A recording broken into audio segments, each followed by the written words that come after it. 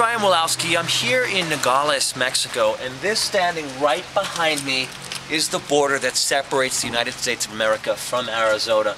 And if you look up, you can see that the fence over in this area does not actually have barbed wire on it. And there are possible ways to get over this fence.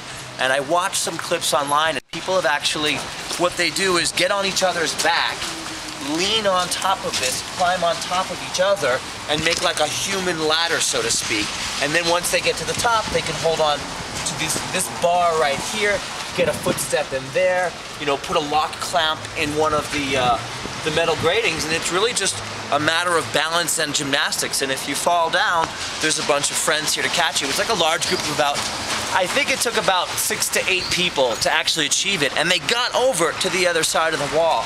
Now, if you look, this fence goes all the way down into Arizona, and then into the next state, and it goes all the way back down this way into the next state if you're in the United States. Now, the thing about crossing the border here, someone wouldn't do that here in Nogales, Mexico, because on this side of the fence, it's a U.S. government sort of parking lot area. Everything is monitored. But if you look all the way down there, you'll see that it's a residential area, and there's really nothing if you keep going further down on the Arizona side. And there actually is a lot of border crossing. Now, this may seem like the only way that it's happening because people have seen it. One of the other things that's happening right here in Nogales, Mexico, is underground tunnels. People are actually digging tunnels right here. I mean, not in this earth, but you can see they may start here or start in one of the restaurants and then work their way underground. Now, it may sound absurd, but it's actually proven. They've caught people in the act of tunneling their way. And unfortunately, the reason this is happening is because of narcotics abuse from Americans.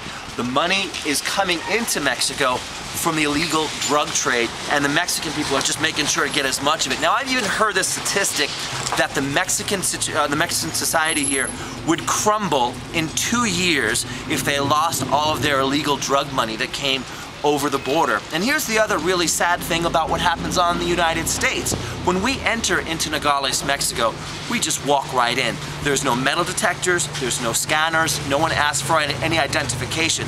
To buy a gun here in Nogales, Mexico, you couldn't do it. If you go over into the United States, there are so many laws that allow you to purchase guns if you have a clean record, and all of the violence that's happening significantly further down, we're in the middle of Mexico, like in a town like Juarez, those guns are coming into the country from the United States, destroying the border community side of Mexico because they really don't have the tourist money coming in because the community has just been ravaged.